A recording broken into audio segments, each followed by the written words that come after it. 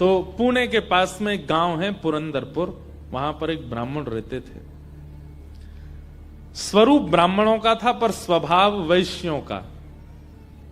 वैश्य मतलब हमारे बनिया भाई लोग, उनके जैसा उनका व्यवहार था। कैसा? व्यापार करते थे, धन देते थे, उस पे ब्याज पे धन देते थे लोगों को, और अपना गल्ला खोल रखा था, गल्ले पे बैठते थे। और इन सबके साथ साथ महाकंजूस, खूब धनवान थे। भगवान की कृपा से उन पर ब्याज का इतना धन आता था कि वो पूरे पुरंदरपुर गांव को अकेले भोजन करा सकते थे। पर इतने कंजूस थे, दूध में अगर मक्खी भी गिर जाती तो दूध छान के पी जाते थे, और मक्खी को यूं पकड़ करके उसके भी 2-4 बूंद छींटा जो दूध के होते थे उनको भी लेकर पी जाते थे। दूध का क्या बिगड़े, इतने कंजूस। उनकी पत्नी का नाम था सरस्वती देवी। क्या नाम था? तो सरस्वती देवी जो थी, उनके पिताजी ने इसीलिए ब्याह किया कि भाई ये विप्रदेव जो हैं बड़े धनवान हैं, बेटी खुश रहेगी हमारी। तो सरस्वती देवी का ब्याह हो गया। उनकी मां ने, पिता ने जितने गहने दिए, ब्याह के अगले दिन ही, देवी सुनो, सबरे गहने उतारो अपने। बोले क्यों? अरे देखो कितनी अच्छी नक्काशी की है इसमें, कितने अच्छे से तुम्हारे कुंडल बने हैं, कितने अच्छे तुम्हारे गले के हार बने हैं, हाथ के तुम्हारे बढ़िया कंगन कड़ूला, रोज पहनोगी तो घिस जाएंगे, उतार दो सबको।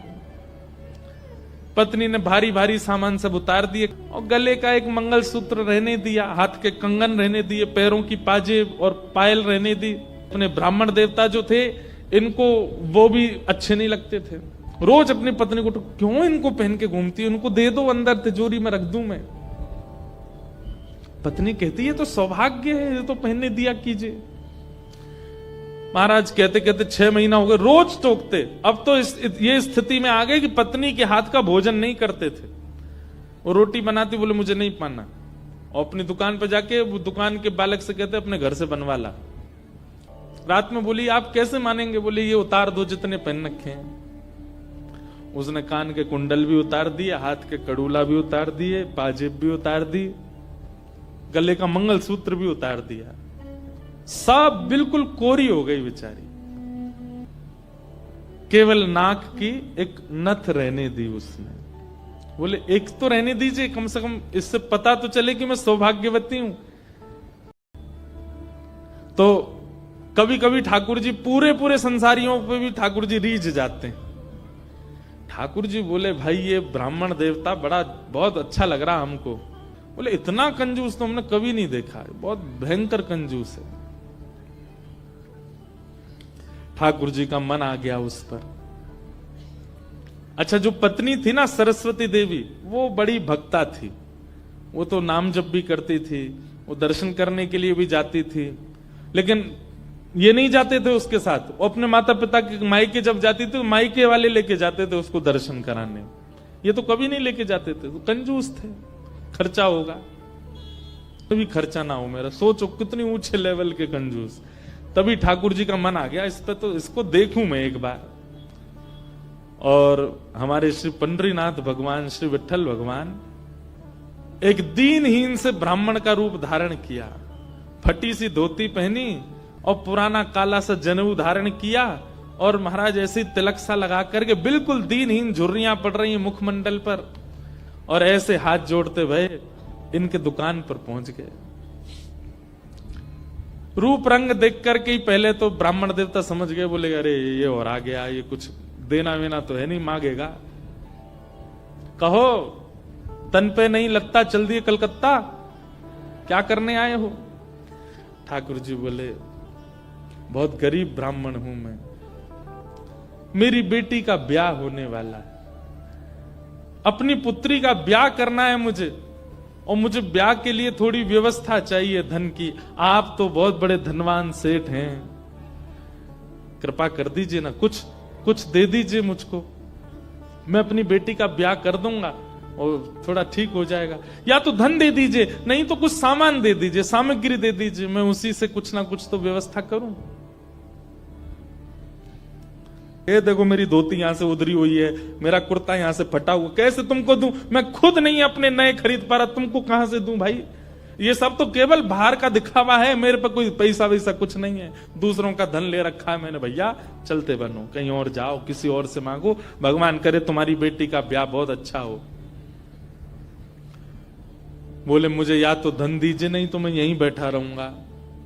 ठाकुर जी जिद पे आ जाएं तो उनको कौन हटावे? आपके दर पे आया हूं, कुछ तो लेके जाऊंगा, मेरी बेटी का ब्याह है।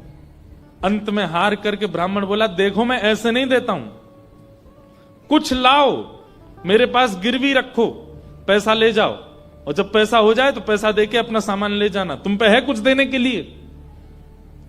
ठाकुर जी बोले मुझ पे तो कुछ भी नहीं है, मुझसे कुछ काम करा लीजिए दुकान में, मैं ये कर दूंगा, आपकी साफ सफाई कर दूंगा, इतना कर सकता हूं, उसके बदले कुछ दे। बोले उसकी जरूरत नहीं है, सब है नौकर चाकर मेरे पास, मैं तुम्हें बस इतना कह सकता हूं, कोई मूल्यवान सामग्री दो, पैसा ले जाओ, और जब पैसा हो जाए तो पैसा वापस दे के सामग्री ले जाना। मतलब इतना भी दान नहीं कर सकता मैं। ठाकुर जी बोले ठीक है, मैं जाता हूं, कुछ ढूंढ के लाता हूं। ठाकुर जी भी इतने खेलते हैं, ठाकुर जी जैसा खिलाड़ी नहीं है। ठाकुर जी गए उस ब्राह्मण देवता के घर, और घर जाकर के द्वार पे खड़े होकर रोने लगे। भीतर से सरस्वती देवी निकल के आई, अरे अरे अरे अरे ब्राह्मण देवता, आप इतना रो क्यों रहे हैं, क्या बात है? छोटी सी मेरी लाली बड़ी हो गई है, उसका ब्याह के लिए मैं बहुत दिन से वर ढूंढ रहा था, बड़ी मुश्किल से एक लड़का मिला है, अपनी बेटी का ब्याह करना है। बहुत जगह ठोकरें खा के मांगा मैंने, मुझे किसी ने सहायता नहीं दी, अंत में तुम्हारे द्वार आया हूं, यहां भी नहीं मिला, बेटी को क्या मुंह दिखाऊंगा, यहीं प्राण त्याग दूंगा, जहर मेरी जेब में ही रखा है।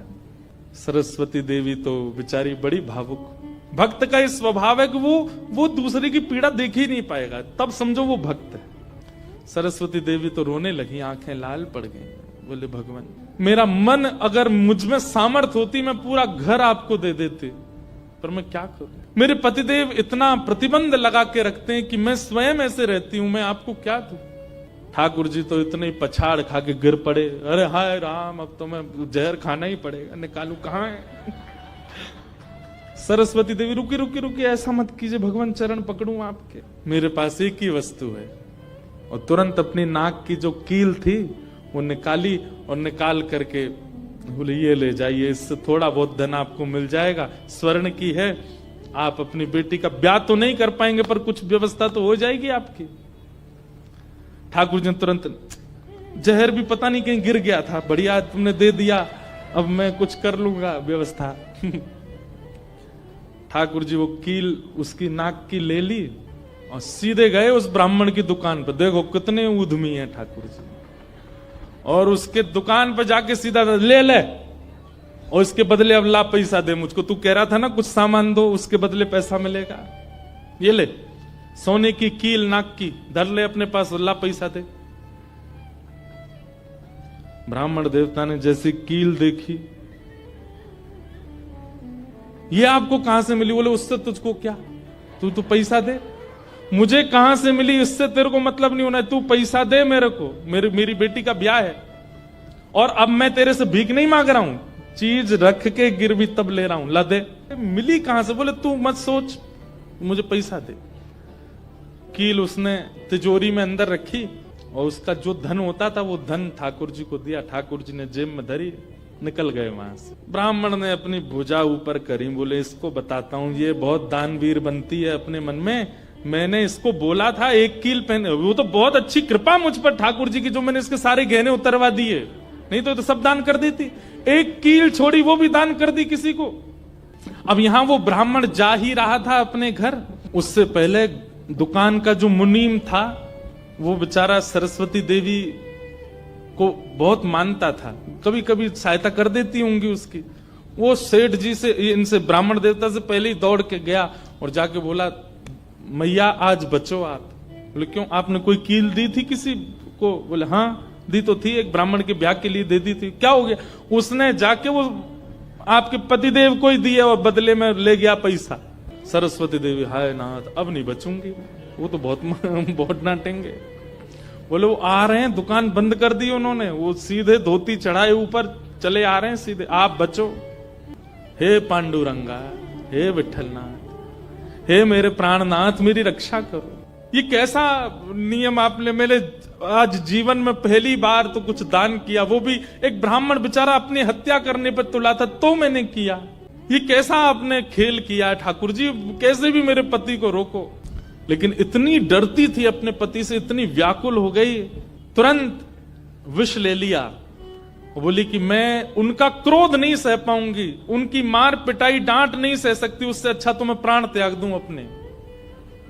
और बोले नाथ मैंने किसी और उद्देश्य से नहीं किया, केवल एक ब्राह्मण की पुत्री का ब्याह हो जाए इसलिए किया, मेरे पति मुझे छोड़ेंगे नहीं, इससे अच्छा मैं प्राण ही त्याग रही हूं। मुझे पता है शास्त्रों में प्राण आत्महत्या करना जघन्य अपराध है, पर मेरे पास और कोई उपचार नहीं है। और जैसे ही अपने मुख से लगा करके विषपान करने लगी, इतने में ही ऊपर से वो नाक की कील आकर के उसके पात्र में ही गिरी। और जैसी खन्न से आवाज हुई, नेत्र खोल करके देखा, भीतर अपने हाथ को डाल करके जैसे निकाला तो वही नाक की कील उसके हाथ में आ गई। और नाक की कील हाथ में आते ही इतने में ही वो ब्राह्मण का प्रवेश हुआ। पत्नी सामने खड़ी थी, कहिए कहिए, आज कुछ कहूंगा नहीं, आज तो करूंगा, तू बता तैने किसी को दान कैसे किया बिना मुझसे पूछे, तू क्या दान किया, तेरी नाक की कील कहां है बता। पत्नी ने अपना हाथ आगे किया, ये रे तेरे पास कहां से आई। बोले मेरे पास ही थी। नहीं ये तेरे पास नहीं है, ये तो मेरे पास वहां रखी है तिजोरी में भीतर, चाबी मेरी यहां डली हुई है, तेरे पास कहां से आई। बोले मेरे पास ही है, अब बहुत दिन से पहनी हुई थी, साफ करने के लिए उतारी थी थोड़ी सी।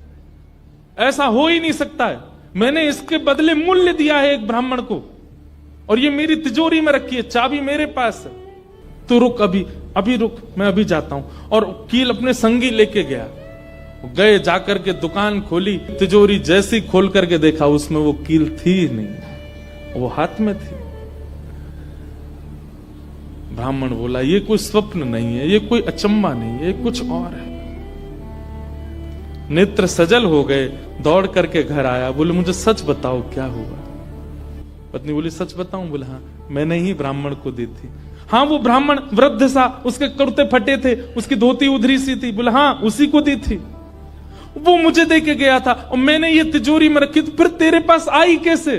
बोले मुझे जब पता चला कि आप क्रोध करके आएंगे और मेरे को बहुत सुनाएंगे, डांटेंगे, मारेंगे, तो मैंने सोचा कि मैं इससे अच्छा तो अपने प्राण त्याग दूं। और मैं पांडुरंग के सामने रोते हुए विष लेकर के हाथ में पीने को हुई, इतने में ही आपका घुसना हुआ और ऊपर ना जाने कहां से वो नाक की कील आकर के इसमें गिर पड़ी। ये किसी और ने नहीं, और वो ब्राह्मण कोई और नहीं, साक्षात पांडुरंगा ही थे। वही आए थे, वही ये सारी लीला करके गए हैं। मैंने जीवन भर भजन किया, जीवन भर विचार किया, दान करूं, पुण्य करूं, सत्कर्म करूं, यज्ञ करूं, पर आपने मुझे कभी अनुमति नहीं दी। अरे दुनिया के लोग कमाते हैं और दान करते हैं, पर हम कितने भाग्यशाली हैं कि स्वयं पांडुरंगा आए और आकर के हमारे कमाए गए धन को स्वयं लेकर के दान करवा के गए, ब्राह्मण बन के स्वयं अपने हाथ में लेकर के गए। ये आप पर और मुझ पर कृपा है। उसी समय ब्राह्मण ने मन में सोचा, मैंने जीवन में एक कार्य भी अच्छा नहीं किया, मैंने जीवन में एक कृत्य भी ऐसा नहीं किया जिससे ठाकुर जी मुझसे प्रसन्न हो, लेकिन मैं इतना अधम, इतना पापी, इतना दुष्ट, इतना अयोग्य, फिर भी मुझे ठाकुर जी ने इस योग्य समझा। और योग्य क्या समझा, मेरी दुकान पर आकर के ठाकुर जी याचना कर रहे थे कि मैं कुछ दे दूं। मैं कितना बड़ा दुर्भाग्यशाली कि ठाकुर जी मेरे द्वार पर आए और मैंने कुछ नहीं दिया उनको, उनसे हट किया, उनसे कहा कि कुछ लेके आओ तभी तुमको दूंगा। मेरी वजह से ठाकुर जी को श्रम सहना पड़ा। कितने कृपालु हैं बंधुओं ठाकुर जी, आपके अवगुण नहीं देखते कि मानव में और परमात्मा में अंतर क्या है। मानव वो जो सब अत्यंत गुणवान में भी अवगुण देखता है, और ठाकुर जी कौन, जो अत्यंत अवगुणी में भी एक गुण देख लेते हैं, इसमें ये गुण है। कितने कृपालु हैं बंधुओं ठाकुर जी, आपके अवगुण नहीं देखते। उसी समय उस ब्राह्मण देवता ने विचार किया कि अब अब किसके लिए जीना? दुकान को बेच दिया, घर को बेच दिया और पत्नी के साथ आ गए श्री पंढरपुर। और पंढरपुर में विठल भगवान के आगे आकर के बहुत रोए, याचना करने लगे, नाथ मेरे दुकान पर आप खड़े हो गए आकर के, और मैंने आपको इस प्रकार से दुत्कार दिया, इस प्रकार से आपको कर दिया। बहुत रोए।